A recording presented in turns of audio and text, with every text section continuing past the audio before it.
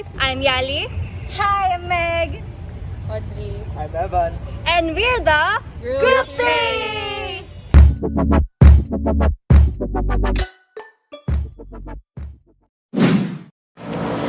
Before we move on to the rest of the video, let's have a brief introduction about the experiment. For soil identification, classification, and strength correlations, we have two limits collectively known as Atterberg's limits. These two limits are the liquid limit and the plastic limit of the soil. In this laboratory experiment, we focused and performed Atterberg's method to determine the plastic limits of a fine-grained soil. The plastic limit is defined as the water content in percent of the weight of the oven dry soil, at which a soil can no longer be deformed by rolling into 3.2 millimeters or 1/8 inch diameter threads without crumbling using a ground glass plate or other acceptable surface. The standard reference that will be used is ASTM D4318 and AASHTO T90, or also known as the standard test method for liquid limit, plastic limit, and plasticity index of soils. This test method is used to characterize the fine-grained fractions of soils and to specify the fine-grained fraction of construction materials as part of numerous engineering classification systems. So before we start this experiment, let's talk about the materials and apparatus used in this experiment. We have evaporating dishes, which is used to mix specimens to the desired moisture content. We also have spatula, which is used for mixing, forming, and smoothing the soil. We also have wash bottle, which is to dispense mixing water. Aluminum containers, which can be used for the soil moisture samples. Mortar and pestle for use for particle size reduction. We also have liquid limit, plastic limit test accessory set. This includes items needed to run most Atterberg limits test. We also have soil grinder, which is optional for efficient particle size reduction. Digital lab scale or balance with a 0.01 gram readability. Drying laboratory oven for moisture content test.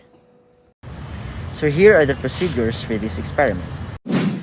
First, weigh the remaining empty moisture cans with their lids and record the respective weights and can numbers on the data sheet.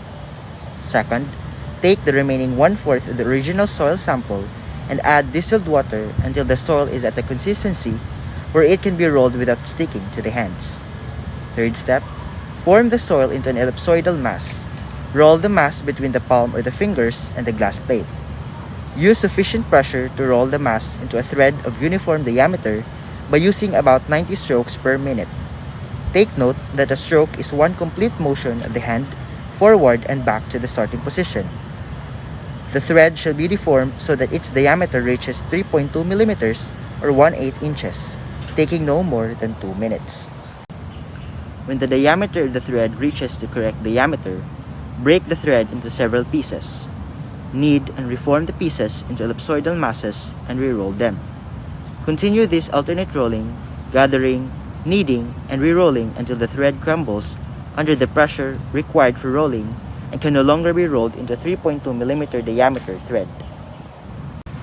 Next, gather the portions of the crumbled thread together and place the soil into the moisture can. Then cover it. If the can does not contain at least 6 grams of soil, add soil to the can from the next trial. Immediately weigh the moisture can containing the soil.